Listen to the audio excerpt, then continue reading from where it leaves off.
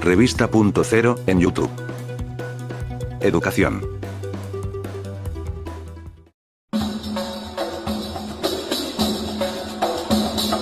Yacimiento en el Mercado del Bord, en Barcelona, audio en 3D, cierra los ojos y escucha con auriculares.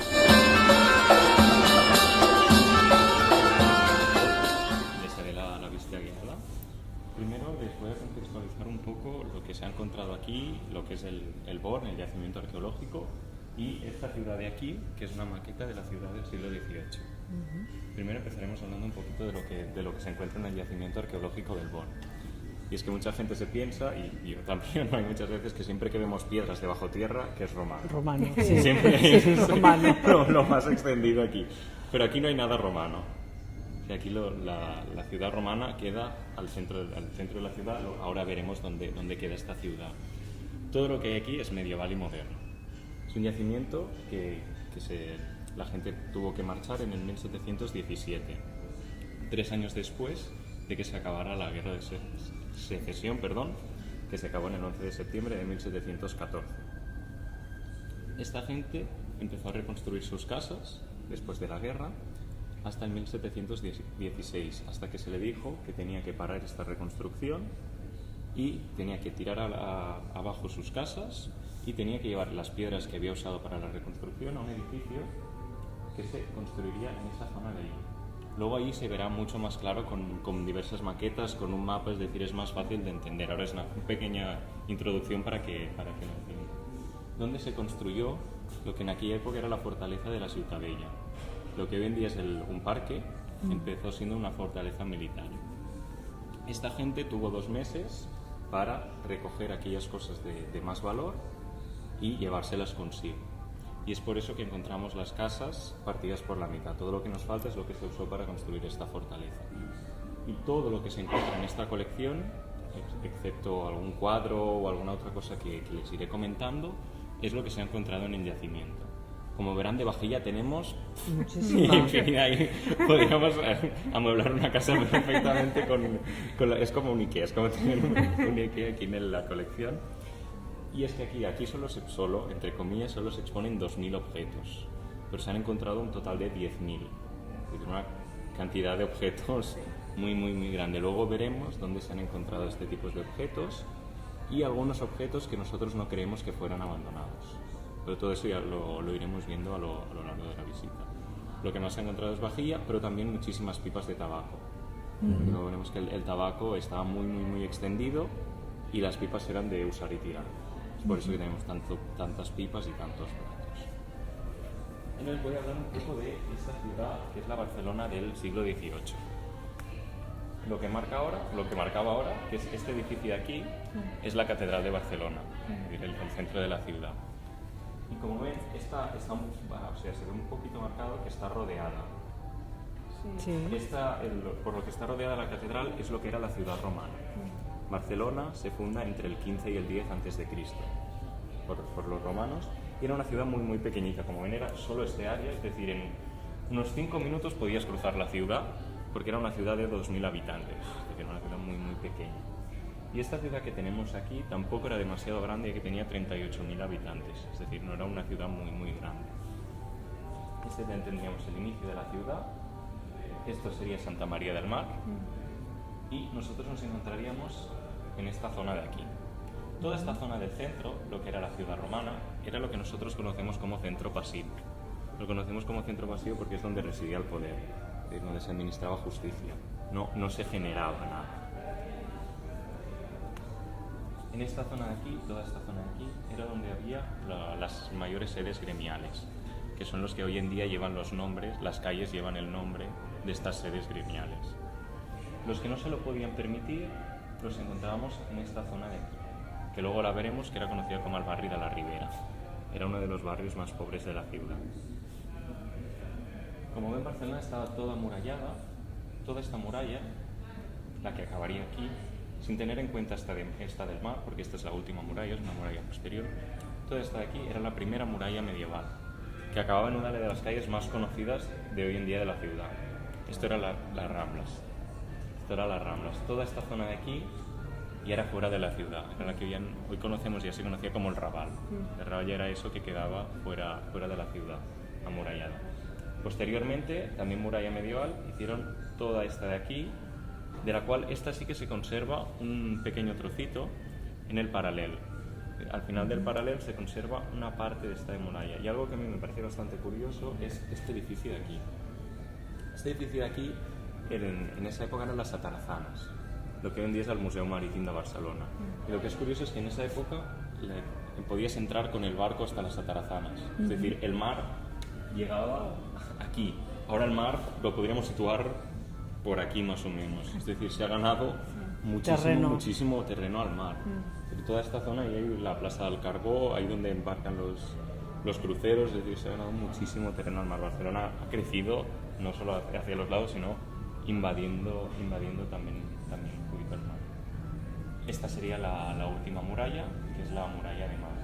Destacar esta puertecita de aquí, que aquí se ve bastante pequeña, pero era el portal de mar. La puerta o portal de mar era la más importante de la ciudad porque era la que más concurrida estaba. Es decir, era donde más es esa que se ve ahora mismo en el vídeo, Sí. que ahí se ve espectacular, aquí se ve pequeñita, pero era la puerta que más tránsito tenía. Entraba directamente a esta zona de aquí, a la zona cerca de la que nos encontramos. Es decir, que era una zona muy activa comercialmente. No solo comercialmente, sino también veremos los negocios que había, porque había mucho movimiento, no solo de negocios, sino también tabernas, mercados, droguerías, es decir, todo el mundo se beneficiaba de esta actividad comercial y de que hubiera tanto movimiento en esta parte de la ciudad. Si ahora me acompaña, les voy a enseñar el primero de los objetos. Cualquier duda que tengan o cualquier cosa, que lo comenten sin ninguna duda.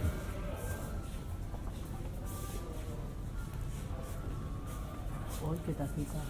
Tan mona. Sí. Es una tacita pequeña como de tomar el café, el té. Sí. Es una tacita de porcelana. Una pequeña tacita de porcelana. Este es un objeto de lujo, de un lujo altísimo, extremo, porque eran productos que se importaban de la China. Ajá. Es decir, era un producto que venía bastante lejos. Y no todo el mundo se lo podía permitir, obviamente. Este era un producto de un lujo enorme. Y lo hemos encontrado en la casa más grande del yacimiento, que durante la mayoría del tiempo estuvo habitado por dos holandeses, que eran Arnold de Jager y Johan de Kjaer. Entonces, la casa es la casa más grande del yacimiento y hace unos 1000 metros cuadrados. Es decir, es un casoplón. Eso digo yo, es un palacio. Sí, es una casa muy grande. Aparte de ser una casa muy grande, que nos indica el poderío, también los objetos que se han encontrado, que son objetos que provienen de la China. Y es que Barcelona, lo veremos, que no solo del mundo, era un centro comercial de todo el mundo.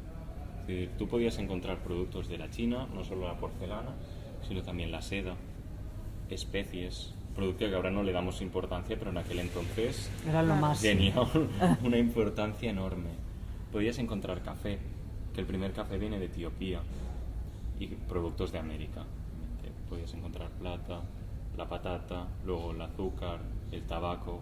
Es decir, era como luego veremos que la droguería era como una pequeña puerta al mundo, porque tú entrabas ahí, claro, ahora con la globalización estamos todos acostumbrados a poder consumir, pero en aquella época era un mundo globalizado y tú entrabas en la droguería, que era como un todo 100, digamos, hoy un poquito, y podías encontrar todo este tipo de productos, no todos al alcance de todo el mundo, pero es curioso poder encontrar aquí en Barcelona este tipo de productos de un lujo tan grande.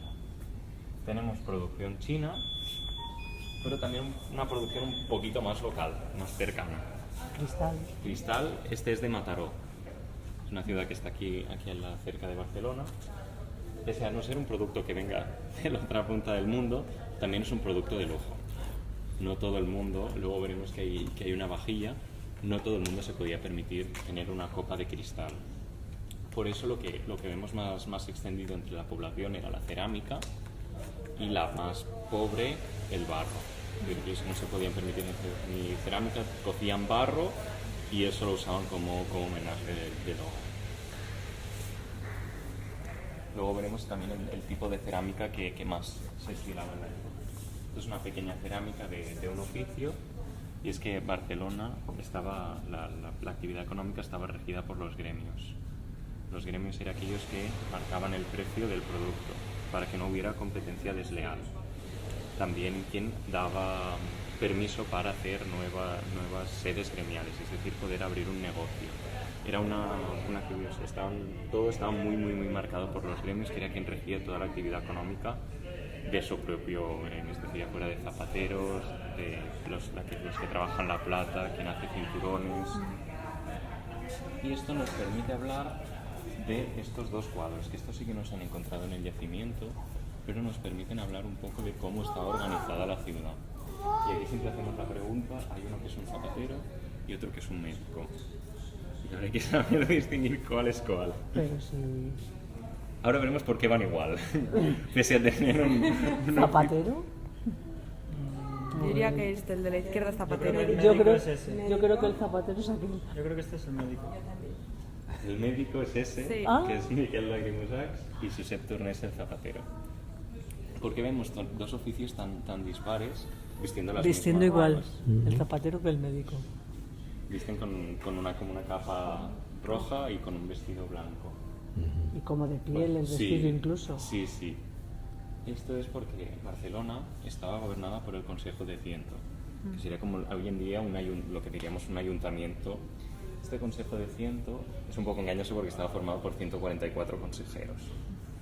De estos 144 tenían 6 a la cabeza, es decir, como si dijéramos 6 alcaldes, por así decirlo. En estos 6 consejeros principales lo que se intentaba hacer es representar a todo el espectro económico. Los 3 primeros eran lo que se conocía en la época como ciudadanos honrados. Ciudadanos honrados normalmente eran médicos o militares, que era quien tenían estos tres consejeros. El cuarto consejero era mercader. Da igual si era mercader rico o pobre, la idea es que se dedicara a la actividad de mercadear, de intercambiar productos. El quinto consejero era un artista. Un artista eran los notarios, cirujanos barberos, que luego veremos lo que desempeñaba este tipo de profesión. Y por último, y este es lo más curioso, el sexto consejero pertenecía a los gremios, es decir, a las clases menestrales, a las clases más bajas. Podían ser lo que saben como zapateros y también gente que trabajaba la plata y sastres. Es decir, se intentaba dar cabida a esas clases más bajas dentro del Consejo Municipal, con una participación de 6, es decir, era muy fácil que esta gente no pudiera desempeñar la actividad política, pero ya es de los primeros sitios donde tienen una representación política. Y esta gente se escogía mediante la insaculación, es decir, dentro de un saco se ponían los nombres y se sacaba. Y si te tocaba, seguro que se hacía trampa, seguro que algo para amañar lo hacían, pero es como se viene la cosa. Sacaban tu nombre y si te tocaba, te ibas al Consejo de Ciento, y es por eso que vemos dos profesiones tan dispares llevando una misma ropa, porque desempeñaban una función que era la misma. ¿Y eran como elecciones? O sea, cada X años tenían que... Sí, cada 3 años se cambiaba, o se tocaba insaculación y te tocaba o no. Sí, se iban cambiando, era rotativo.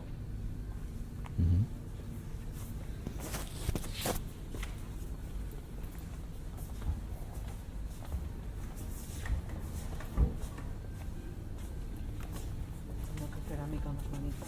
Sí, y ahora veremos que aquí hay una de las vitrinas, que hay las que mejor conservadas están. Este yacimiento, yo os lo digo, fue como un chiquipar para los arqueólogos. Y luego una parte en concreto fue para ellos como poder jugar a desenterrar todo esto. Claro, luego toda la labor de reconstrucción que se ha hecho con toda esta cerámica es como hacer un puzzle sin modelo y con miles de piezas. Sí. La vajilla más básica y que más extendida estaba en la época, iba como nosotros, por modas. La moda de la época era esta, que era la más sencillita. Es la azul con motivos vegetales. Sí, era el azul sobre blanco. Normalmente son motivos vegetales. Luego hay algunas que están marcadas con el nombre de la familia, que luego solo lo veremos también abajo en el yacimiento. Y una más elaborada es esta de aquí. que es un azul más clarito. Un azul más clarito con un azul encima. Esto es el estilo que se llama Blu Rentino y esto se exportaba de Liguria, de la zona del norte de Italia. Y lo que significa es azul sobre azul. Yo diría, son unos motivos bastante más elaborados que no todo el mundo se podía permitir. ¿Y esta cerámica era típica de aquí o la importaban? Era típica de la que es azul sobre blanco, Sí. es típica de aquí. Esta es la que importaban de la zona de Italia, pero ahora veremos que hay una pequeña trampa con esto. Y este sería la vajilla al completo.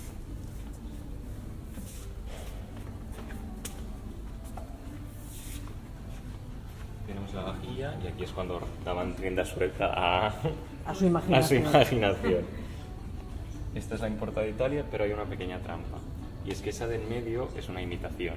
Que hacen por aquí imitando Sí, a la de allí. sí. Lo mismo que hoy en día, es lo mismo que se hace hoy en día. La gente que no se podía permitir importar aquella vajilla italiana, se hacía una imitación y daba, la verdad es que al pego totalmente. Por el simple hecho de tener una imitación, también nos denota un cierto estatus económico. No todo el mundo se podía permitir ni el hecho de tener una imitación. Claro. Y era un producto que estaba bastante bien. Y luego tenemos estos motivos que ya se salen de la normalidad y son Sí, productos. es verdad, de porque lujo. aquella parece contemporánea. Sí, no, es que la verdad se podrían vender hoy en día. Sí, y esta de aquí, esta vajilla de cristal, hoy en día si estuviera arreglada se podría vender perfectamente en cualquier Pero, sitio sí, de sí. verano. Hay botellas, todo de cristal, botellas, jarras, copas, vasos. Esto es una lámpara que se podía poner para hacerlo, una lámpara de hace 300 años. Y como veremos, siempre nos pensamos que innovamos con todo, pero realmente muchas de las cosas ya esta Está todo gente inventado. ya las hacía. Esto lo mismo que esa copa, una vajilla de una familia benestante Claro. que tenía un poderío económico. Sí, sí, sí. Y nos voy a hablar de este evento que tenemos aquí. Esto es una cerámica que no se ha encontrado en el yacimiento, se ha encontrado en una casa privada en Alella y la cerámica original está al Museu del Disseny, está en Plaza de las Glorias. Pero se ha centrado en este evento concreto que nos permite hablar de un producto que se introdujo y tuvo una importancia capital. Y la pista la tenemos aquí abajo. El chocolate. Joder, qué rápida. Sí, no todo el mundo lo ve tan rápido. Es verdad. Este es un evento, como se ve, de aristocracia, es decir, el chocolate, como la mayoría de productos, entró por la gente más rica, y esto lo vemos porque ellos llevan estas pelucas que hoy nos parecen totalmente ridículas, van con estos vestidos, con medias, tacones. La moda de esa época, los hombres llevaban tacones, ellas con estos tocados, con estos vestidos tan elegantes, que luego veremos que andar con estos tacones por el yacimiento Vamos. debía ser horroroso porque es completamente irregular y pobre gente. No creo que tuviesen mucho. Irían Espero de su que casa no. a la plaza y vuelta. Porque eso sí, ¿no? Y esta escena nos habla de el chocolate. El chocolate es un producto que vino de México y luego veremos estas tacitas, que no lo voy a desvelar ahora, tenían una doble utilidad. Las veremos ahí más adelante y por qué eran así estas tazas. Cuando llegó el chocolate no solo a la península sino a toda Europa, tuvo una entrada un poco difícil por el sabor tan amargo. Si ahora cuando tomamos chocolate de cacao nos parece amargo, aquella gente nunca había probado el chocolate y ¿qué hicieron? Mezclarlo con todo lo que podían. Lo mezclaban con agua para que no fuera tan espeso, es decir, es lo más bebible, por así decirlo. Lo empezaron a mezclar con vainilla, canela, pimienta, sal y más tarde con leche. Pero todo era bueno para poder rebajar un poquito este sabor tan fuerte. Tuvo una implementación tal que hubo un cura que lo quiso prohibir en misa. Es decir, en misa se tomaba chocolate y eso nos dice lo que gustaba, pero claro, hubo un momento en que en las misas se tomaba chocolate y también se fumaba. Es decir, la asistencia debía ser altísima, pero la atención igual no debía ser la mejor. Y es por eso que se quiso prohibir, pero tuvo una implementación muy grande. otros productos que entraron también a la misma época que el chocolate, pero no tuvieron este gran éxito, fueron el café, que también gustó, pero no tanto, y el té. El té también gustó, pero tuvo mucho más éxito en países como Inglaterra, que aún hoy en día lo siguen tomando. El otro producto que tuvo un gran éxito, que hemos comentado, es el tabaco. El tabaco también se implementó y gustó muchísimo a la gente. Lo que pasa es que también tuvo una entrada un poco difícil, luego veremos por qué, veremos pitos y veremos por qué.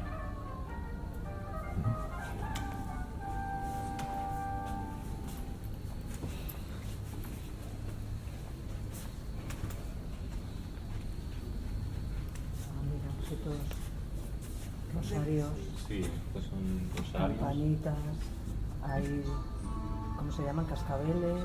Collares, ¿no? Pequeños Sí. crucifijos como Medallas. medallones, sí. Y es que esto era una sociedad muy marcada por la religión.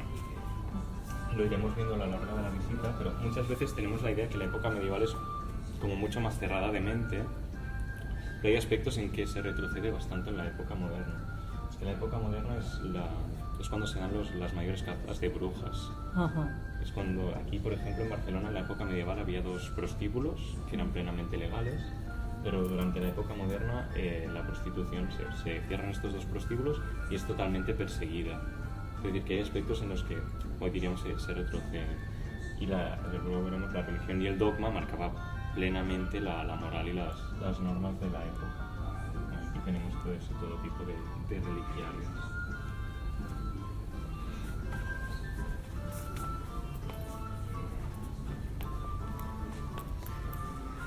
Cuidado personal.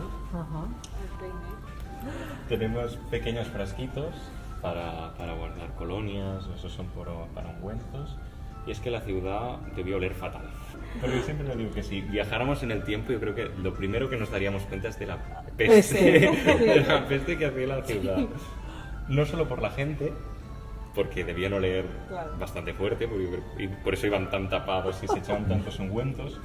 Pero luego veremos que los negocios, cómo se trataban los residuos...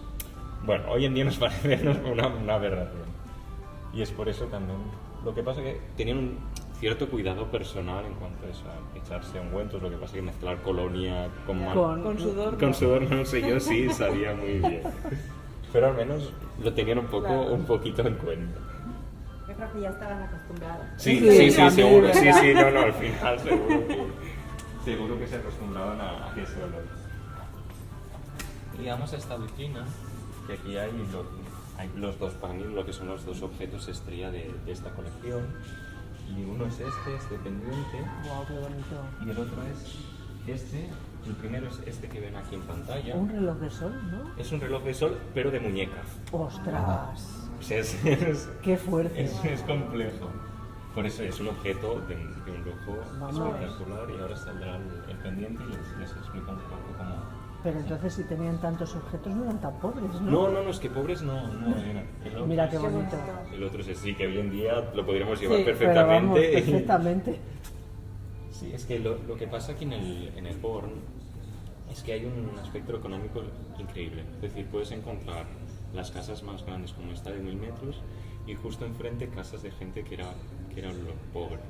Las casas más pequeñas se consideran pequeñas en la época, pero normalmente oscilan entre 90 y 180 metros cuadrados. No está mal. No está mal, no está mal. nada mal. Hoy yo creo que nadie le haría una casa de 180 metros cuadrados en Barcelona. Y encima al lado del mar, ya Que ves. encima al lado del mar. Pero claro, estas casas normalmente tenían un taller en la planta baja. Ajá. Y luego en la segunda y tercera planta era donde se desarrollaba la vida familiar. Eran casas talleres. Fíjate que anillos tan bonitos. Sí, hay de todo. O sea, estaban a la moda como Total. El primer objeto es este de aquí, que es un reloj de sol de muñeca. Es bastante complejo. Y es un objeto que se ha podido descifrar que estaba calibrado en Nuremberg, en Alemania. Es decir, o alguien lo perdió aquí, un comerciante, o alguien lo compró simplemente para fardar. Es decir, mira el objeto que llevo un reloj de Sí, claro, porque calibrado en Nuremberg significa que solo funciona allí. Sí, Ah. o sea, la hora correcta solo te la daba allí. Ah, vale. Aquí lo podías usar, pero... Bueno, más o menos. Pero bueno, más sí, era saber la hora más o menos. Por eso, o se lo robaron, que también podría haber sido que en una de las fiestas que se hacen aquí en Barcelona se lo robaran. El otro objeto es este pendiente de aquí, que es de oro y amatista. Es decir, son los materiales de un valor muy alto. Y también pensamos que alguien lo perdió, se lo robaron, porque es un objeto muy fácil de llevarte contigo, es un pendiente muy pequeñito, además por el simple hecho del material con el que está hecho, ya tiene un valor con el que tú lo puedes vender o cambiar. Pues entendemos que estos dos objetos no creemos que nadie los dejara, sino que simplemente se perdieron.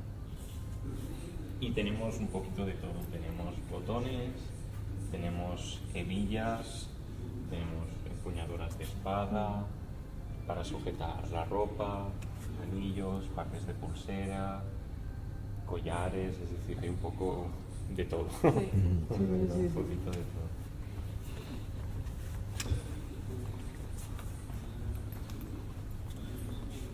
Pues sí que tuvo que ser agradecido excavar esta zona. Te Sí, encontrabas de sí, todo. Claro, cuando se encontraban estos objetos, yo creo que los arqueólogos debían hacer prácticamente una fiesta que Exacto. viendo. Pues claro, cansados de encontrar tanta vajilla, claro, encontrar un pendiente de estos es un hallazgo impresionante. Estas como pequeños ánforas, sí, son botecitos, son pequeños botecitos, son los que se encontraban en la droguería.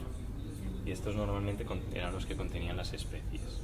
Y es que en las droguerías, aquí hay una droguería dels Duran, que luego veremos, se vendían un total de 1.200 productos. Hoy. Es decir, sí, es una barbaridad. Distintos. Distintos.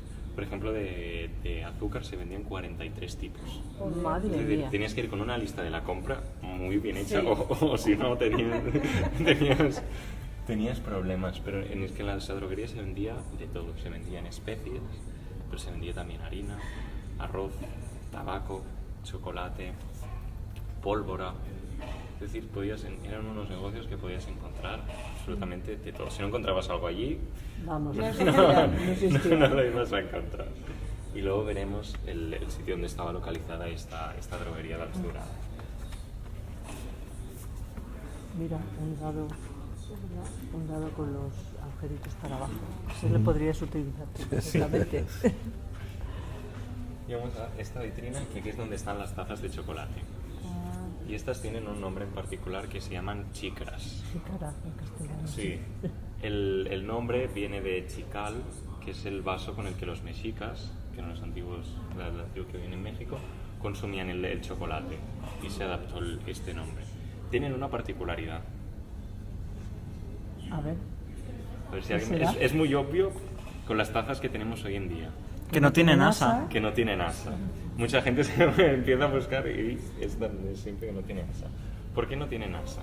Porque siempre iban acompañadas de este platito que se llama mansarina. Este plato tiene una doble función.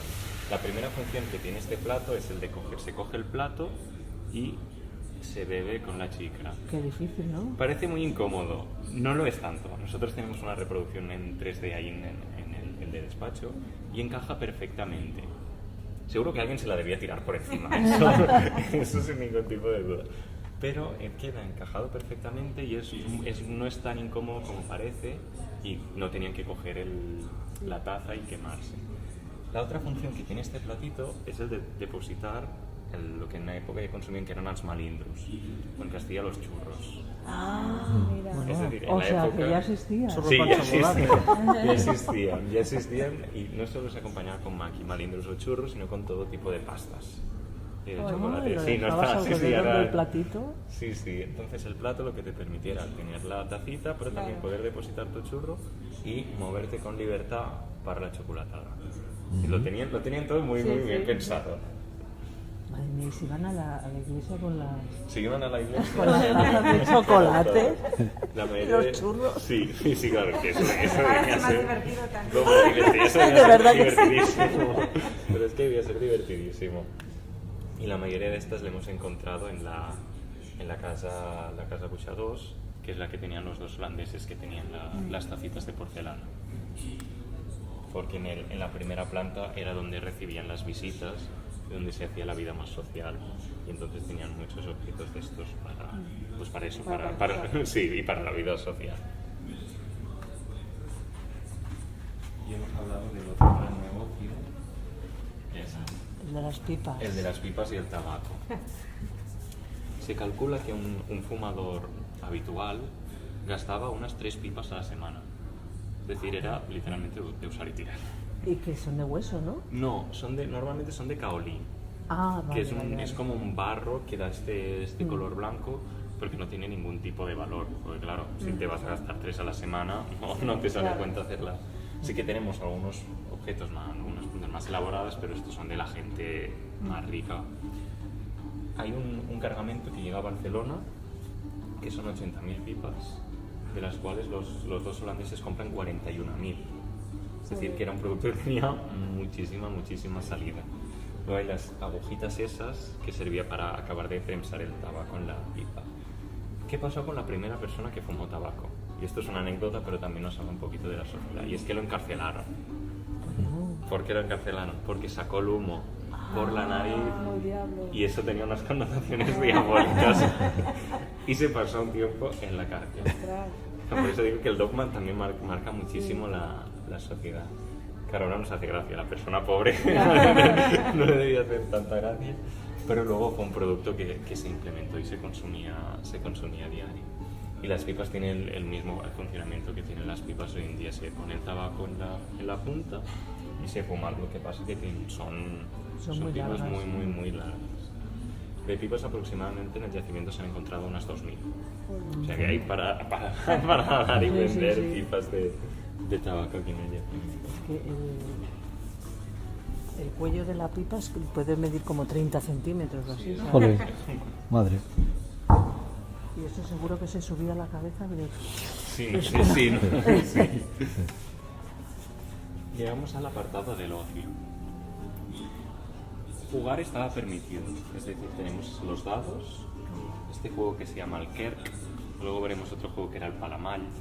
Jugar estaba permitido, lo que no estaba permitido eran las apuestas. Ajá. No estaban permitidas, pero se hacían. Y miren esta foto y ahora les explicaré este dado y estos cuernitos que tiene. Para que caiga bien. Es un dado con cuernitos en los dado. extremos. Sí. Y es que muchos de esos se han encontrado en yacimientos. Estos que se han encontrado aquí son del yacimiento, pero muchos de estos se han encontrado en yacimientos submarinos. Se cree que estos cuernitos eran justo para eso, para dar una mayor estabilidad al dado y que se quedara recto y no con el oleaje del mar no siguiera rodando y no hubiera más peleas de las que ya había. Esto es una teoría arqueológica, es decir, no se ha podido demostrar, pero es lo que Pero a la lógico. conclusión que han llegado los arqueólogos. El cubilete, que es Ajá. como es del parchís, podríamos jugar con esta gente a dar lo que fuera porque tienen 6 números, es decir, es lo mismo. Lo que les comentaba de las apuestas, normalmente lo de las apuestas estaba asociado a la marginalidad, a las peleas. Porque claro, la gente bebía, jugaba, apostaba, perdía y luego ya... Y luego ya vamos a ver. Sí. Y el otro juego es este de aquí, que se llama el Kerk, que sería una mezcla entre un 3 en raya y unas damas. Un poco más complejo. Y quédense con este tablero, que luego lo veremos en un sitio en el yacimiento. Era el ocio de los adultos. Mira, una peonza. ¿Es de barro o de qué está hecha la peonza? No, de es madera. de ¿no? madera. Las peonzas son de madera. Y hoy tenemos el ocio de los adultos ahí, y aquí el de los niños. Tenemos canicas, que estas son hechas de cerámica y de piedra, pero también tenemos algunas de vidrio. Tenemos peonzas, es decir, son juegos que hoy todos hemos jugado hoy en día. Cerámica, como cocinitas, es decir, lo que tenemos ahí en grande, lo tenemos aquí en pequeñito, que también todo estaba hecho de cerámica, nos ha llegado muy entero para ser de cerámica, Ya. porque de niños y cerámica era muy fácil que se rompiera. Luego tenemos aquí muñequitas, que para mí algunas tienen la cara un poco diabólica, Sí, algunas dan un poquito de miedo, y nos han llegado pues esa decapitada pobre, cabezas sueltas, nos han llegado un poco así. También juguetes que representan animales, vemos ahí un perro, y estos son silbatos. sí, sí. Silbatos con los que normalmente jugaban los niños. Es decir, que los juguetes tampoco han evolucionado al material, Ya. pero no han Pero la evolucionado. idea más o menos. La idea sí, es prácticamente la misma.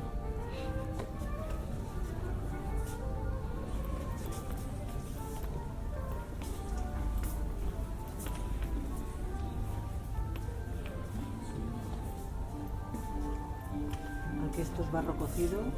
Esto es barro cocido y esto es la cerámica que se usaba para decorar el interior de las casas.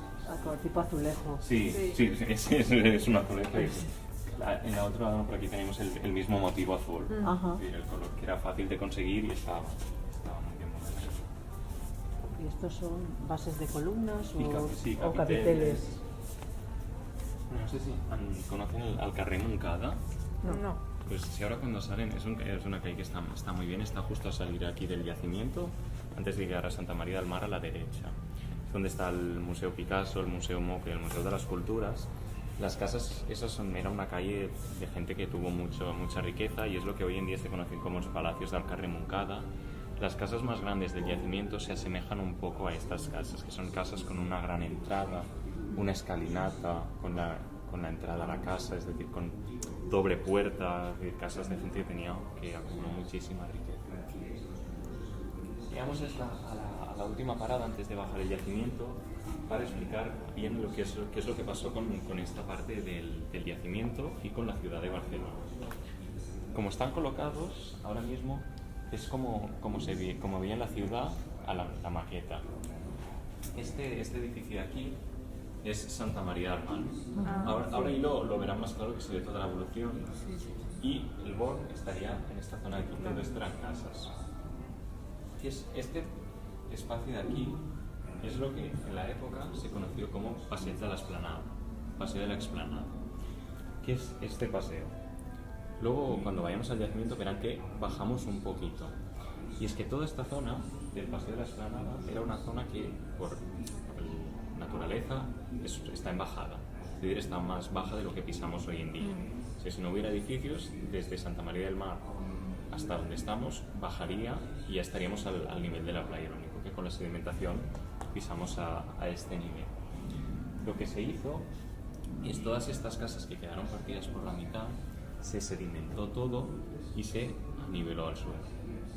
Es decir, esto de aquí. El total de casas que fueron destruidas y enterradas literalmente fue un total de 1000.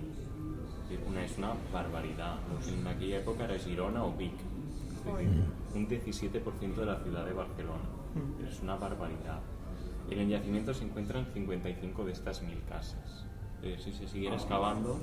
Estarían debajo de las otras casas que hay alrededor, ¿no? Sí. Podríamos encontrar estas 1000 casas. El paseo de la Explanada era esto de aquí.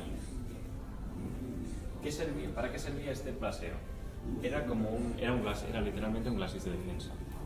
Era como lo que rodean los castillos, como un foso, pero anivelado, no había desnivel, simplemente estaba al mismo nivel que esto. ¿Para qué servía este glacis de defensa? Era para proteger esta fortaleza de aquí. Esta fortaleza de aquí, que es en forma de estrella, sigue lo que en la época se conoce como la traza italiana. Hay muchas ciudades en Francia y en Portugal que siguen este trazado.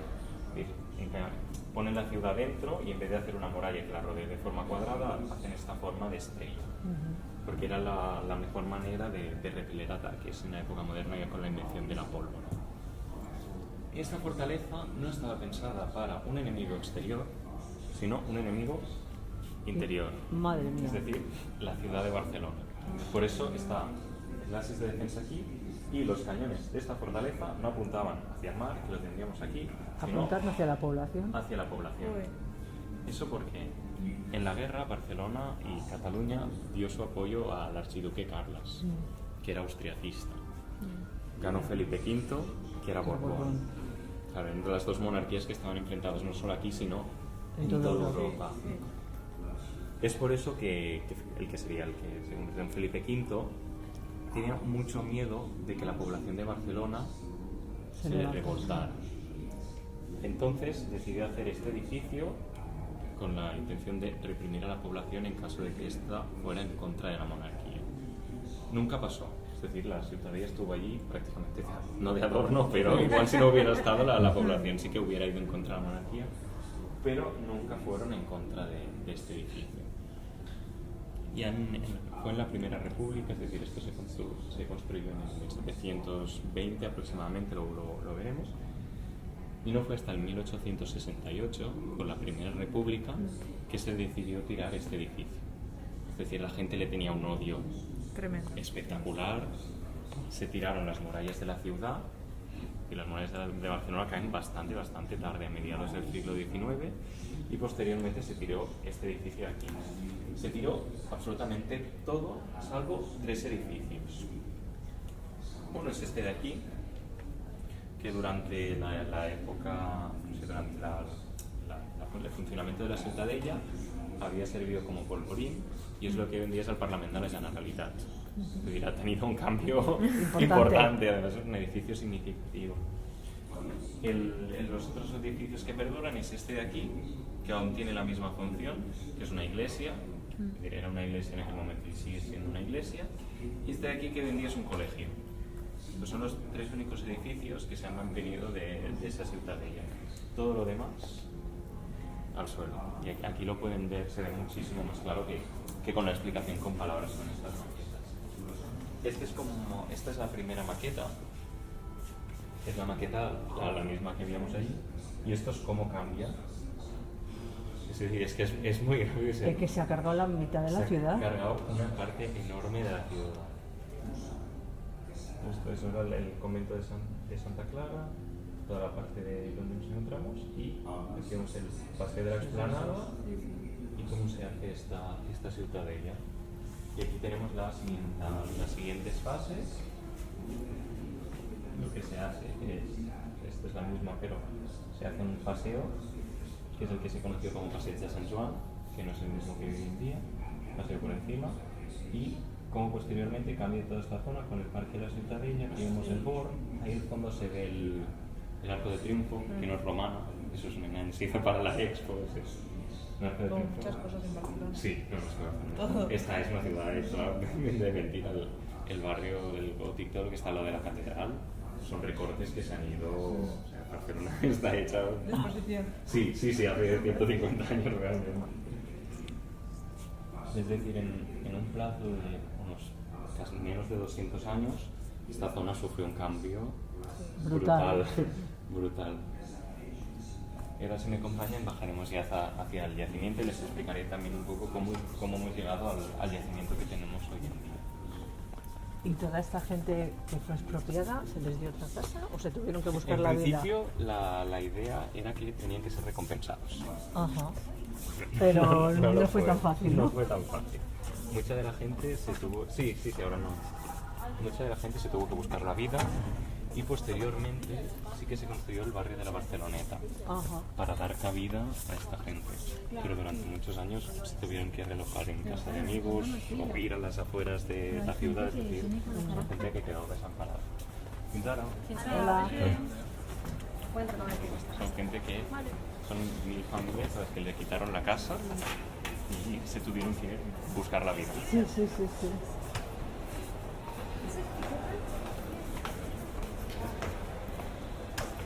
Pero es impresionante lo bien conservado que está. Está muy bien conservado.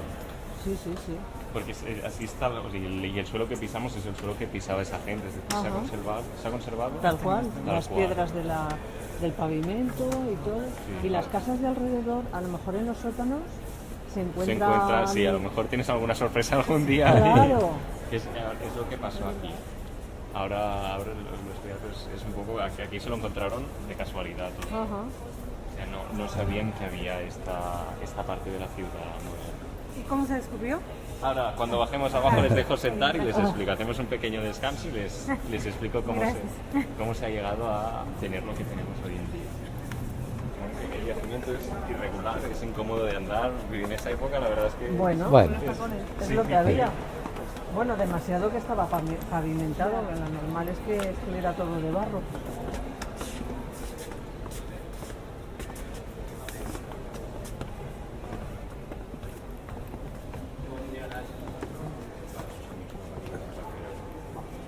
Tenemos un pequeño campo. Ahora veremos lo mismo, lo que pasa que en un orden un poco diferente.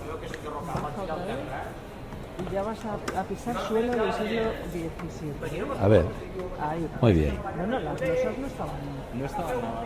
Hombre, eran bastante planas. Sí, dentro de lo que cabe. Sí, está bastante bien. Les voy a explicar. No para tacones, pero bueno. No para tacones, y es la moda de la época, pero ¿cómo hemos llegado a todo esto que tenemos aquí? Esto se quedó sedimentado y no se tocó hasta hace poco, pero en el 1800, es decir, después de tirar la Ciutadella, en el 1870, se construyó esta estructura que tenemos aquí encima, que es la estructura del Mercat del Bor. Esta estructura fue muy importante porque deriva del modernismo y es lo que se conoce como arquitectura del hierro. Y es importante porque todos los pilares que hay a lo largo de esta sala, de la primera planta, son los que aguantan el edificio. Es decir, la cubierta solo se aguantaba con estos pilares. Nada de los cimientos se tocó. Todo esto estaba intacto. Tal como se tienen que imaginar, tal como está ahora, pero todo esto tapado por un gran mercado. Este mercado se fue a Mercabarna, es decir, esto fue el pionero de Mercabarna. Cuando Mercabarna se llevó a la zona franca, las afueras de la ciudad, esto se dejó de usar. Y aquí se hacían eventos concretos, pero se le quería dar un uso permanente a ese espacio, porque claro, es un espacio muy, muy, muy grande que se puede aprovechar para muchísimas cosas. Hasta que fue en el 2001 que se decidió que aquí sería una biblioteca pública, es decir, un equipamiento para la gente del barrio. En esta zona de aquí se quería hacer el almacén de los libros, que fue entonces cuando a principios de siglo empezaron a tirar para abajo y claro, encontraron lo que se encontraron encontraron. con el pastel de esta parte de la ciudad que no se conocía, porque lo que se pensaba es que todo esto se había tirado hasta los cimientos, es decir, que no quedaba absolutamente nada de esa ciudad medieval y moderna. Hubo un gran debate, los vecinos no querían que aquí se hiciera esto, ellos querían que se hiciera la biblioteca, y hay un cartel que lo resume muy bien, que dice libros sí, piedras no. Es decir, esa la idea del vecino era seguir con la biblioteca.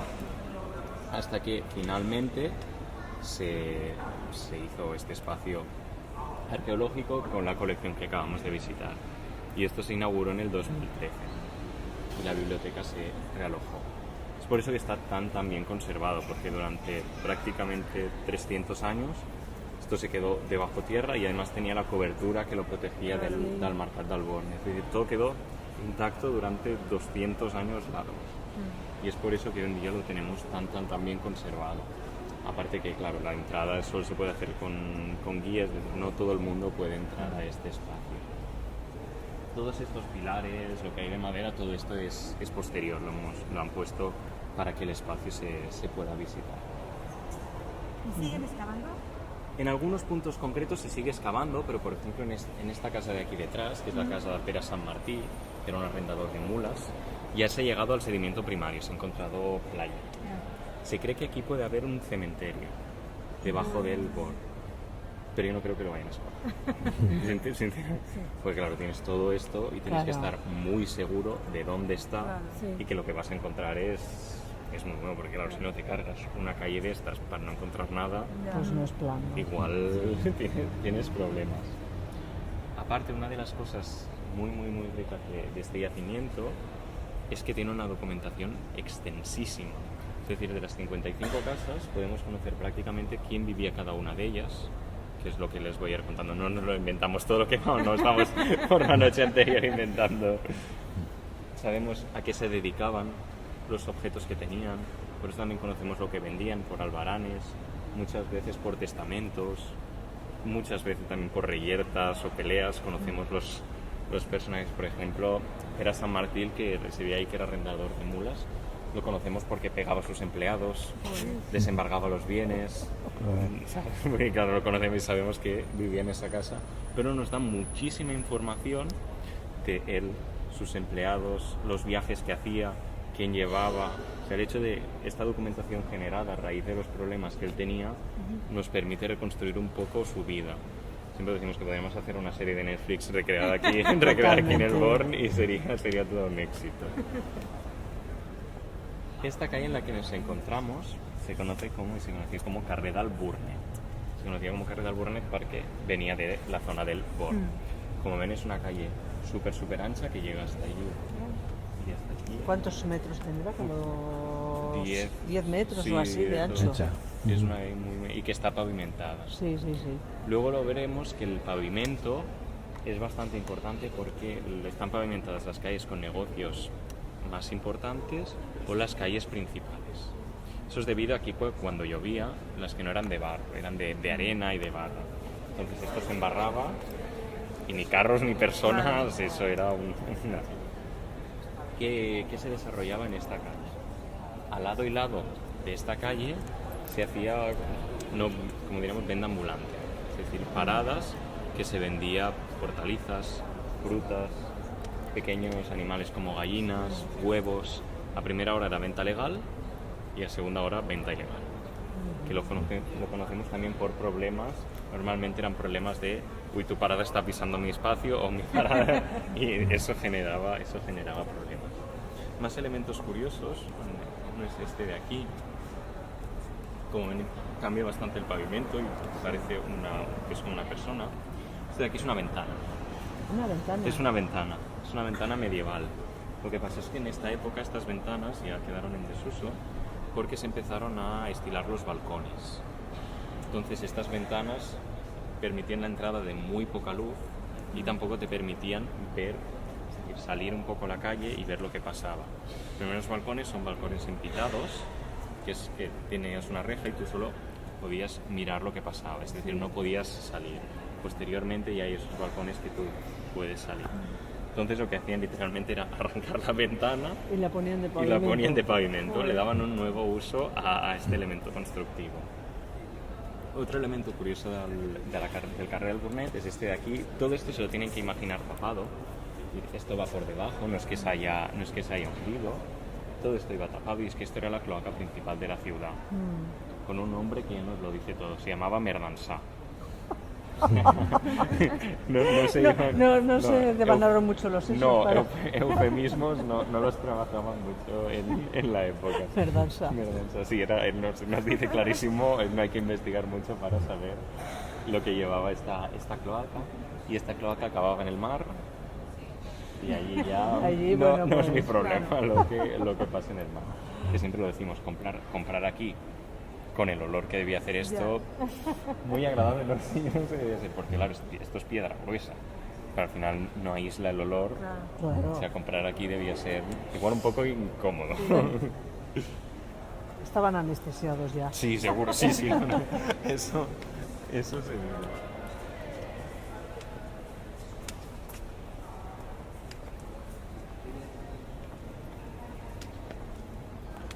Vamos por la calle, ¿no? Sí. Está.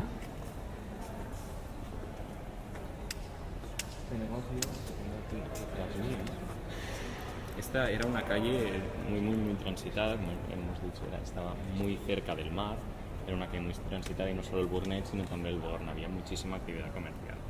Y qué mejor sitio para poner una taberna. Esta se conocía como la Taberna dels Fadrins y era de Gabriel Colomer. La taberna por eso era un espacio que estaba reservado a los hombres, es decir, el ocio estaba únicamente reservado a los hombres. Aquí solo venían a cantar, jugar, apostar los hombres, y si entraba alguna mujer, normalmente ya se daba por hecho que era para ejercer la prostitución. O sea, pese a que estaba prohibida, las tabernas, este espacio era el sitio donde se ejercía la prostitución. Esto lo conocemos también por muchas denuncias y encarcelamientos, y se nos describen puertas dentro de la taberna para que se pudieran escapar determinada gente, es que eran curas, que a veces sí, aquí la prostitución, y eran también estudiantes, comerciantes, pero hay dobles puertas para que se pudiera escapar, ya que era un oficio que estaba totalmente perseguido. Tenemos una entrada aquí y la otra en la siguiente calle. Oye, pues era grande la taberna. Era muy grande. La taberna de los Fradirins era muy grande. Y se ve en este mapa como iba desde aquí hasta el final de la calle. Sí, sí, sí. Era un espacio muy grande que nos es descrito incluso los cuadros que tenían. En la parte de detrás tenían cuadros.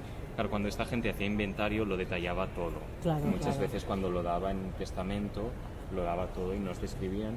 Y estos cuadros tenían motivos marinos, porque podemos deducir que aquí venían muchos comerciantes y navegantes. Otro elemento curioso del Albornez es este de aquí. Este de aquí que está tapado. También cuando se lo encontraron los arqueólogos les sorprendió bastante. Y a ver Como si un mojón en mitad de la nada. puede adivinar. Parte un mojón ahí en mitad de... Es de hierro. Una pista. Ahí hay otro. Pues Ahí hay una otro, viga, hay ¿no? dos más. Para anclar cosas. No sé. No es para anclar cosas. Para agarrar. Ni idea. Es una bomba. Es una de las bombas que cayeron en los varios asedios de la ciudad de Barcelona. Y las bombas en esa época, luego lo veremos, no estaban hechas para explotar. O sea, esto no va a explotar. No va a explotar. Qué bueno, no después de tanto trabajo. Después de tanto, sí, para que ahora explotara, es que sería una faena. Estas bombas normalmente estaban hechas de hierro y piedra y estaban hechas para impactar y con el impacto destruir. Era la función de las bombas. Es que a lo largo de los asedios que sufrió Barcelona, se calcula que cayeron algo más de 100.000 bombas. ¿Pero asedios por parte de quién? Por parte de los franceses primero y luego de Felipe, de las tropas borbónicas. Claro, Barcelona, el último asedio dura más de un año. Es decir, aquí, claro, además la ciudad estaba encerrada por murallas, era muy difícil salir. Se ponían las baterías de cañones a lo largo de la ciudad y se iba bombardeando de manera continua. Se calcula que cayeron algo más de 100.000 bombas por 38.000 habitantes, es decir, unas 3 bombas por habitante. O sea, ahora es mucho, pero es que en esa época era una barbaridad. Luego veremos que cargaban con los cañones con todo tipo de balas, ya fueran pequeñas o grandes. Y este es un ejemplo de unas de ellas. Madre mía.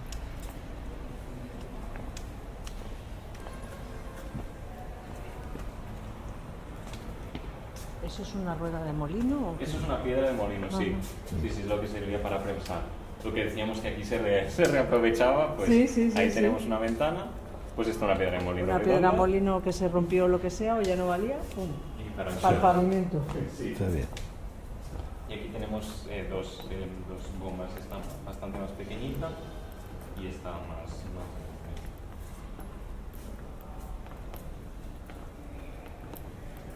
tenemos este espacio de aquí que luego lo veremos por detrás, luego iremos donde está mi compañero, iremos a aquest carrer d'aquí que és el carrer dels Ventres, y este elemento de aquí que luego podremos ver es un horno, y aquí es donde se cocían las pastas, los churros, los malindros, y es que este espacio de aquí era la droguería. Aquí es donde se vendían los 1.200 productos. Esto es muy importante y hicieron muchísimo dinero la droguería del Durán porque tuvieron el privilegio de tener el monopolio del tabaco. Que durante un tiempo eran los únicos que podían vender tabaco. Fíjate. Claro. Y al lado de la taberna. Encima. ¿Cómo no te vas a hacer? Tienes tu tienda en uno de los sitios más concurridos, al lado de la taberna, y tienes el monopolio del tabaco. Y es que esta gente eran bastante previsores porque el tabaco venía de Cuba, la gran mayoría, pero ellos hicieron su propia plantación aquí en Cataluña. Ellos hicieron una plantación en Santa Perpètua de Mogoda, que es un municipio que está cerca de Cataluña. Ahora ya aquí no hay nada de plantación, la plantación que tenemos más cerca creo que es Andorra. Pero en aquella época les daba miedo que el suministro Fallase, que venía ¿no? no fuera suficiente o fallase, y claro, querían seguir explotando su gran negocio. Y este es el espacio que se vendían de todo ese tipo de productos, desde especies, cacao, arroz, harina, todo tipo de productos los podías encontrar en esta tienda.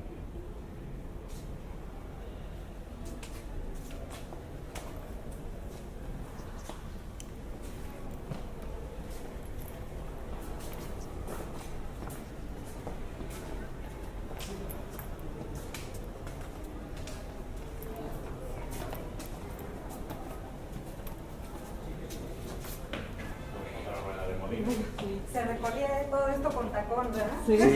Sí. Yo creo que los esguinces de tobillo estaban a A la orden del día. a la orden del día. Y esta ahora viene la parte, ahora esta parte aún, pero ahora viene la parte más irregular que es ya... Ya no es la calle principal, ¿no? No. Ay, perdón. Pero antes haremos una pequeña paradita aquí para mirar esto que... El baño. el baño.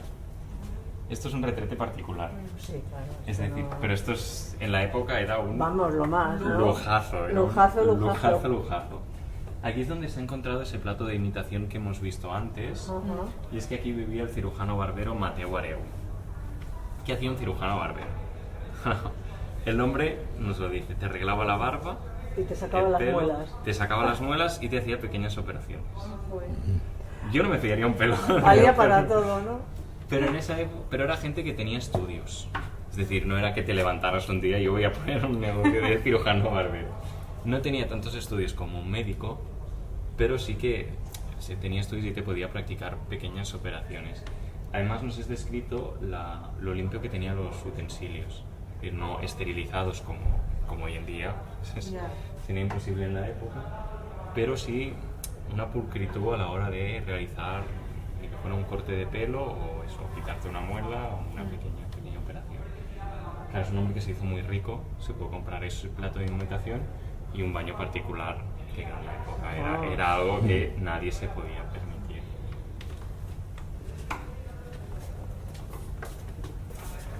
Un negocio en el que Mateu Areu participó, que ya en la época se empezaba a estilar, era el de los seguros.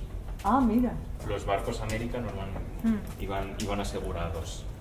En caso de perder el barco que se hundiera, ir a América era complicado y podías ganar muchísimo dinero, pero también podías perder muchísimo dinero, y en esa época ya se empieza a estilar lo de asegurar el barco antes de ir a América. Y no solo el barco, sino lo que lleva el barco dentro.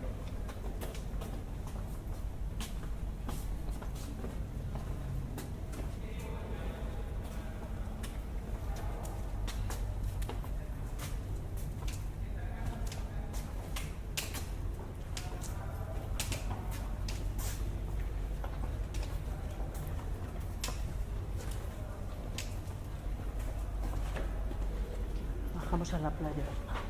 Ah, es verdad.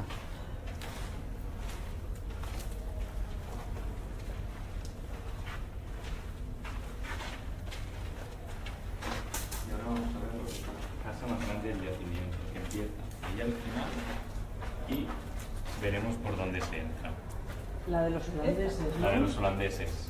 Madre mía. Pero... era enorme, ¿no?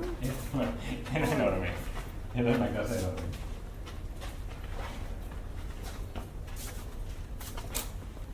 También les decía que el baño de Mateu Areu, este baño que vamos a ver, estaba conectado con el Merdansá. O sea que el sistema de cloacas estaba... Que no iba a su casa por abajo, No. Y como ven ahí lo que les comentaba, que desde Santa María del Mar aquí hay una bajada natural, ahí ya se puede ver cómo el terreno empieza a subir. Sí, Entonces, sí, si sí. vas ahí al final ya te tienes que agachar un poquito, porque esto, y si siguiera hasta allí, podríamos llegar hasta Santa María del Mar con una Ajá. pequeña rampita.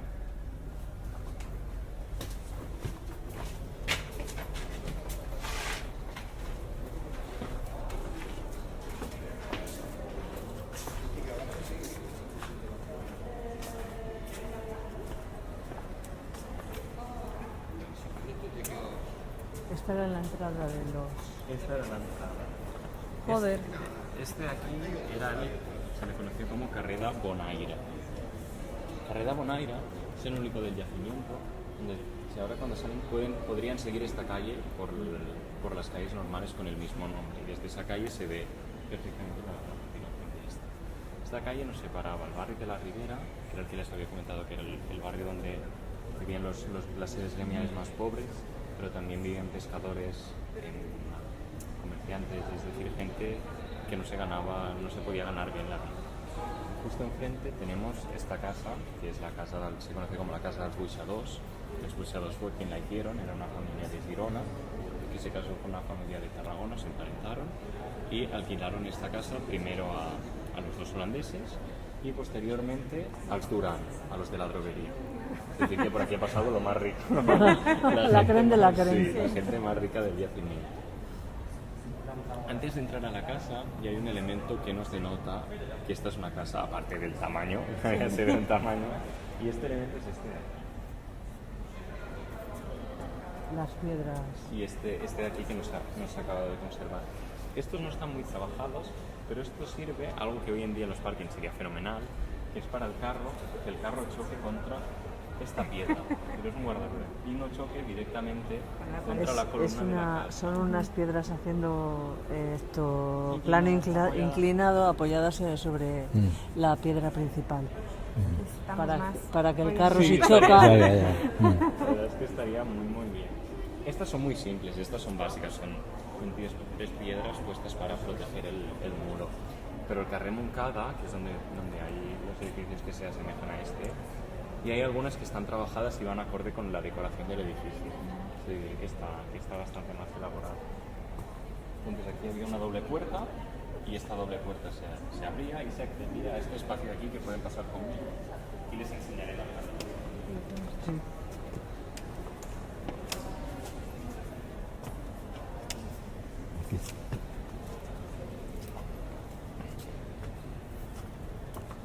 Traigo hasta aquí porque les enseñaré un elemento de la casa. Esta era una casa que tenía una planta principal que era esta, que ahora comentaremos. Tenía una primera planta, que era donde normalmente se recibían las visitas. Una segunda, que era donde había las cámaras. Y un elemento que a mí me parece bastante curioso es que tenían una capilla particular, una capilla privada. Es decir, no estaba al tener tu Madre mía. propia capilla en tu casa. Y luego tenían un tercer piso que era abierto a la calle. Esta planta, este sería lo que estamos pisando ahora mismo. Esta sería la entrada por la que hemos pasado y aquí se depositaban los carros, es decir, aquí se dejaban los carros. Aquí en esa zona de allí, que es como un pequeño agujerito, habría un pequeño almacén para la madera. Tenemos este espacio donde estaban los caballos, que sería este de aquí. Y luego, ese agujero de allí, que es bastante interesante. Este agujero de aquí tenía unas pequeñas escaleras, bueno, tenía y tiene, se puede bajar en unas pequeñas escaleras. Ahora lo verán aquí en la foto. Y es que estas escaleras lo que se hacía es se encendía una pequeña llama debajo y aquí es donde se hacía la colada. Lavaban la ropa con agua caliente, es decir, con esa llama se calentaba el agua y hacían la colada. Obviamente el servicio. Esta gente... Bueno, pero tener un sitio donde hacer la colada en casa. Estaba muy, mira. Las escaleras son estas de aquí y ahora podrán ver una foto de estas escaleras. Sí. Este es el agujero. Mira, aquí es donde se hacía la colada. Luego aquí tenemos una pequeña bodeguita donde se hacía la cata del producto. ¿Qué producto? Estos holandeses, cuando lo que hemos hablado de la guerra, no solo afectó a España, sino también a las relaciones internacionales. Y Holanda e Inglaterra rompieron relaciones comerciales con Francia. Parece que Francia empezó a hacer una política más proteccionista. Y un producto que iba muy buscado no solo en Holanda, sino también en Inglaterra era el aguardiente. Un alcohol que aquí se producía muchísimo y por lo que se ve era bastante bueno. Entonces, en este espacio de aquí, en esta bodeguita de aquí, es donde se hacía la cata del producto. Aquí se sentaba la gente, se debía emborrachar seguramente más de uno y más de 2 días y probaban el producto. Después tenemos esta bajadita de aquí, La bodega. sería esta de aquí que sería una bodega un poquito más abajo. Y luego este de aquí que son cámaras para el servicio, son pequeñas habitaciones para el servicio. El producto del aguardiente normalmente lo podían vender, es decir, podían exportarlo y venderlo, pero muchas veces también lo cambiaban por productos para ir y volver con el barco lleno. Y el producto estrella que llevaban aquí era el bacalao. O sea, aquí que se consumían muchos tipos de pescado, normalmente la gente más rica, no todo el mundo se podía permitir el pescado, pero el bacalao era ese producto que exportaban y que tenía bastante éxito. Vamos a ir a la casa de al lado, que tiene un negocio relacionado con la primera familia que estuvo aquí, que eran els Buixadors.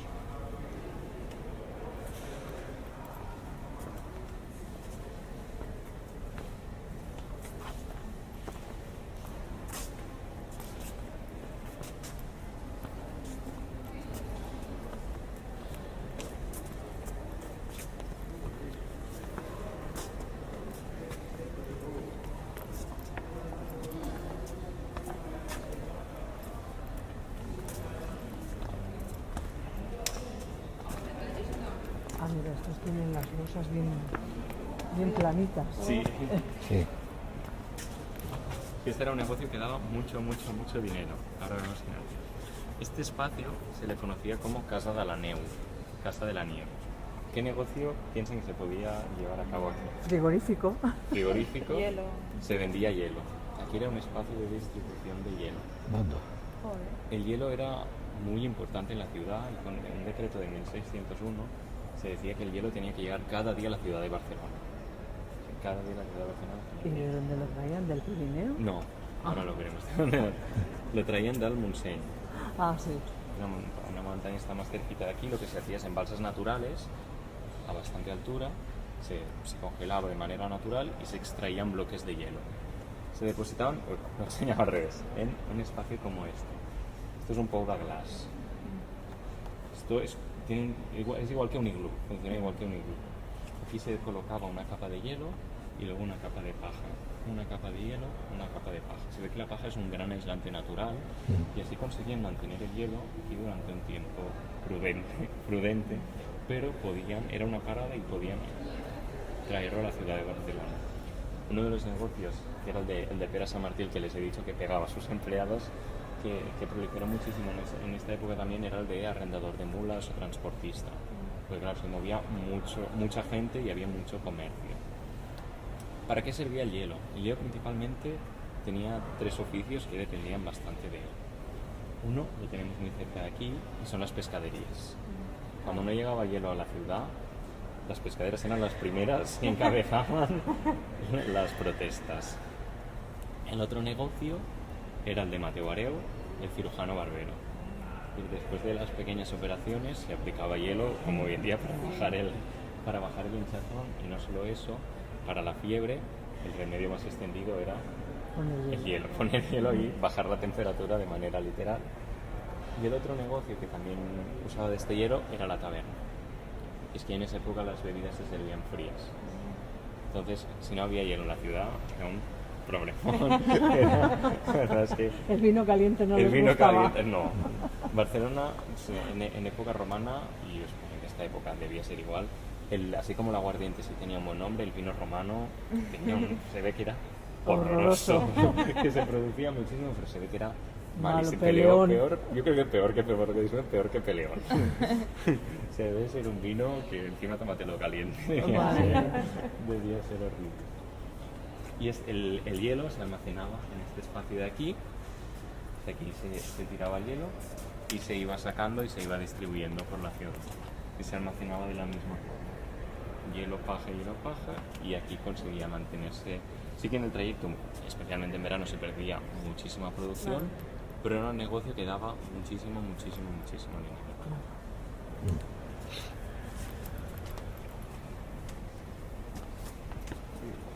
Este espacio es bastante curioso y esto es un espacio para lavar la ropa. Hemos visto en la casa de los Buixados que tenían ese agujero, pero aquí se tiene que imaginar otra piedra aquí. Una piedra de lavar. y es como se hacía. Tienen un desagüe y el agua se iba, que estaba bien pensado. Y este es el espacio, entre comillas, que nosotros decimos que era de ocio para las mujeres, porque era aquí en cada día el momento de fer safareig. Safareig es esto, y es el momento de cotillear, hablar, Claro. es decir, de ocio, entre comillas, que era el momento que tenían para poder hablar, encontrarse para y encontrarse hablar. y hablar.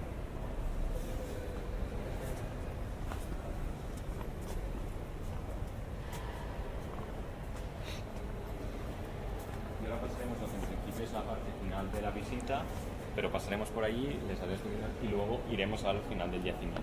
Vale.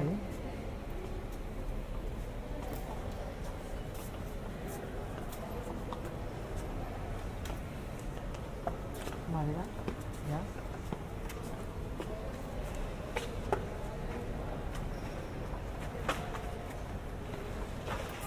Esta también es una calle ancha, pero que no está pavimentada. Están pavimentadas las entradas que se querían pagar su pavimento. Ajá. ¿Quieres pavimentado? No te preocupes, te lo pagas tú Y ya está. y ya está. Mire, ven, les lo explico ahora y luego les enseñaré. ¿Ven esos palos que hay ahí? Que Sí. son como palos de golf que tienen como dos Sí. terminaciones. Esto era se conocía como el joc del palamall. Era un juego muy extendido que era con mediante ese palo tenías que darle a una pequeña pelotita y meterla en una portería. Ajá. Y esta calle se la conoce como Joc de la Pilota, o de la pelota, porque es donde los niños jugaban normalmente. Jugaban al palamall o a una especie de pelota vasca, aquí contra las paredes de las casas.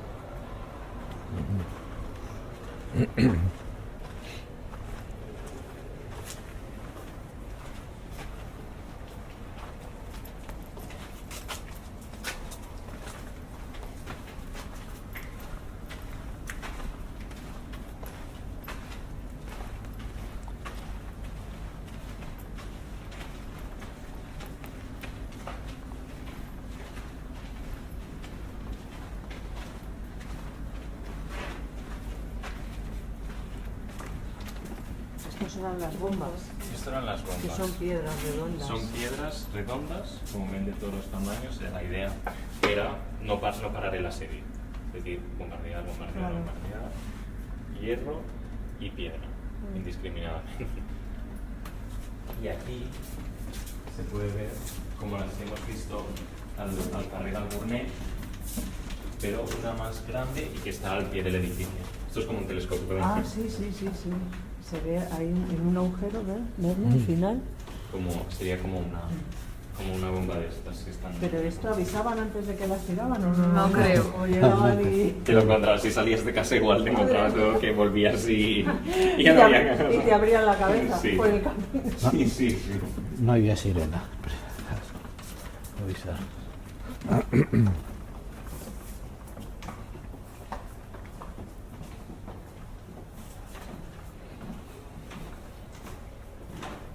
Y estos son los plazos que les comentaba antes, que tienen los apellidos de la familia.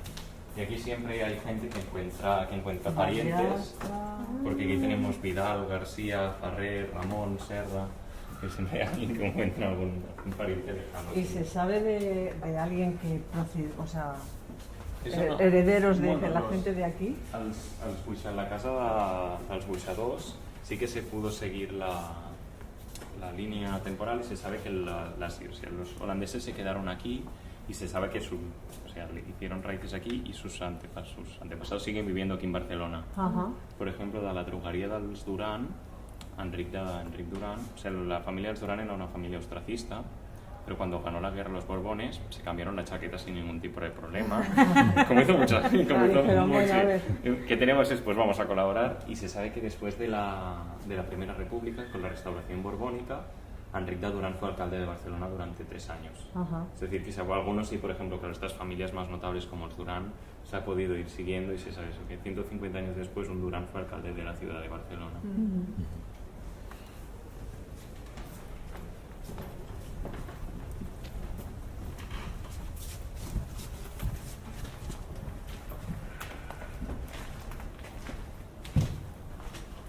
Esto ya no está tan bien pavimentado. No, aquí...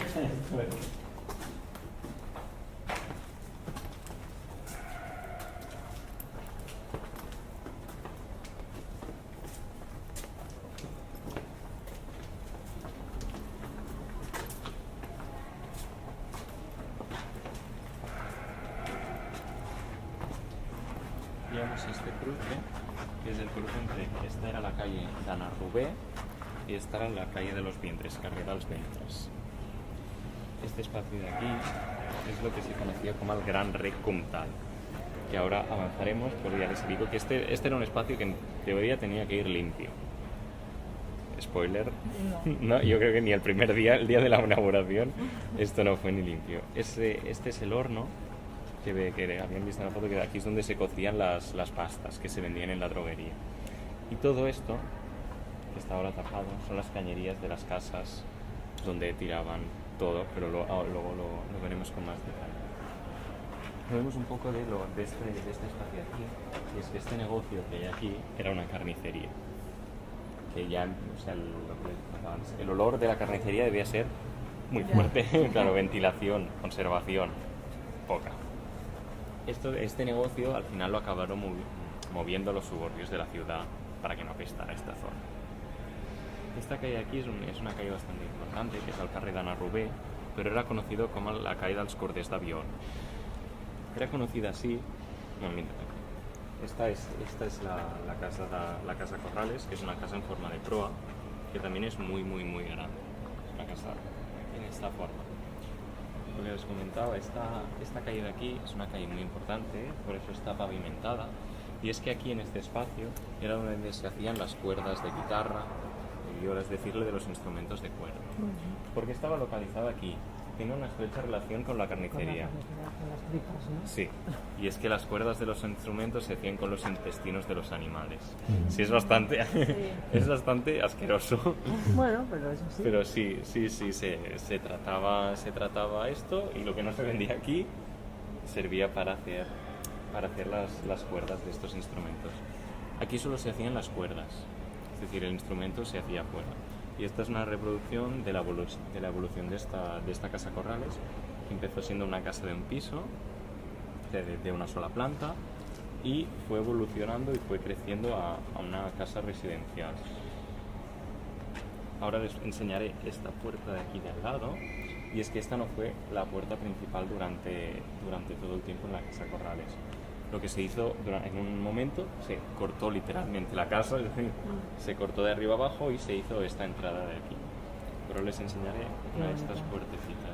Es que hay una recreación en vídeo de cómo se fue haciendo la casa, y las dimensiones que tenía. Esta también era una casa muy grande, que se asemeja a la que hemos visto de los Buixados, lo que pasa que con una forma bastante diferente, con una forma triangular. Sí. Y aquí es cuando se hizo esta puerta principal que tenemos aquí, y ahora les enseñaré esta puerta de aquí. ¿Y es como río o algo así? ¿Es esto Es de aquí? esto. Ahora tengo una diapositiva, se lo enseñaré, si es al gran recuento. ¿Que sería como un canal de desagüe o algo No, así? teóricamente era un canal para proveer a la ciudad de agua. Ajá.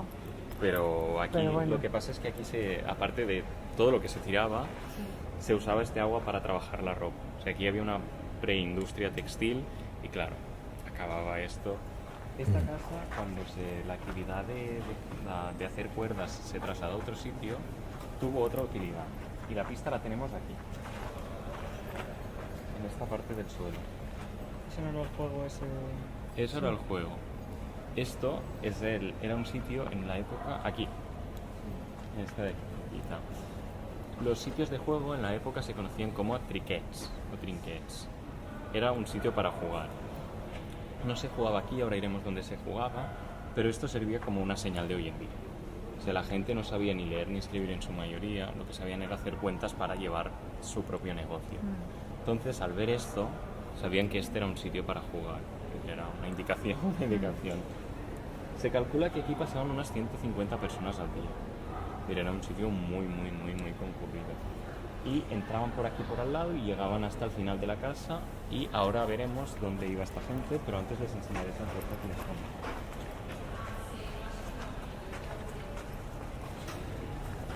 Y esta puerta lateral la encontramos aquí. ¿Ven cómo cambia esta construcción hecha con sillares y que cambia completamente a lo que conocemos como un muro mixto? Aquí se usa este tipo de ladrillos combinado con sillares. Esto es un tipo de construcción que es posterior. Esta casa es del 1300 y este tipo de construcción ya es posterior a la de simplemente juntar sillares. Pues sabemos que será una de las puertas principales de la casa. Y aquí hay un arco que también lo han tapado. Sí, porque este arco es de la primera fase de la casa. O sea, cuando la casa solo tenía una planta, estaba hecha toda con arcos, y estas columnas cuadradas, esta de aquí también, esa de allí también. O sea, la casa era una casa así alargada que estaba hecha con arcos y columnas cuadradas. Y solo podía aguantar un piso. Fue posteriormente que se hicieron todos estos muros de carga, se tapiaron estas arcadas y se empezó a construir hacia arriba. Este espacio es uno de los más duros de yacimiento, y es como se encontraron este canal los arqueólogos, al Gran Recontal, que como pueden ver se convirtió en un vertedero al aire libre. Ostras, es verdad, está lleno de trozos de plato. Bueno, hay algunos platos enteros, ¿eh? Sí, este está muy bien. Hay huesos, son de animales, O sea, de personas aquí no, de momento no se han encontrado, pero esto es lo que encontraron los arqueólogos a lo largo de todo el Gran Recuntal. O sea, es decir, esto se convirtió en un vértice, por eso digo que esto no debe ir limpio ni en la elaboración. Lo típico que cortaron la cinta y ya estaban empezando a... Esto tenían que ir removiéndolo para que no se estancara el agua. Claro. Porque, claro, y eso los arqueólogos lo van a dejar así. Sí, está muy bien, muy ilustrativo. Porque sí, se ve como... Claro. Se ve claro, y de aquí es donde se han sacado la mayoría de objetos que se pueden ver en la colección. Es que tiraban cualquier cosa, Tiraban. los platos, no me digas. Sí. Tiraban todo tipo de cosas. Y esta, me voy a poner ahí para que ahora lo verán más claro, ahora es como claro esta parte de aquí, pero esto es como debía lucir esta calle antes de que fuera abandonada. Tenemos estas fachadas de aquí, la Gran Recuntal. Yo creo que más de uno debió caer porque está a pie del suelo. Y esta Casa Corrales, que sería esta fachada de aquí. Este espacio de aquí de detrás es el espacio que era dedicado al trinquet, a la zona de juego. Porque esto, en su última fase, fue una zona abierta. O sea, esto era una zona abierta. Las diferentes construcciones son de las diferentes épocas, pero es una casa que aguantó 415 años. Muchísimos, es decir, pasó por muchísimas fases, y en su última fase se tenían que imaginar todo esto llano, y aquí había dos bancales de arena muy grandes, que era donde se jugaba el palamayo, ese juego que era como un golf con portería. Pero aquí también se jugaba a los dados y a las cartas. O sea, un espacio polivalente, por así decirlo, pero que su principal función era la del juego. Era esta parte de detrás a la que se accedía por esa zona de ahí, tú llegabas aquí y era donde aquí jugaba la gente. Qué interesante. La última parada. Sí, la verdad es que se ha podido reconstruir muchísimo y se conoce muchísimas cosas de este yacimiento.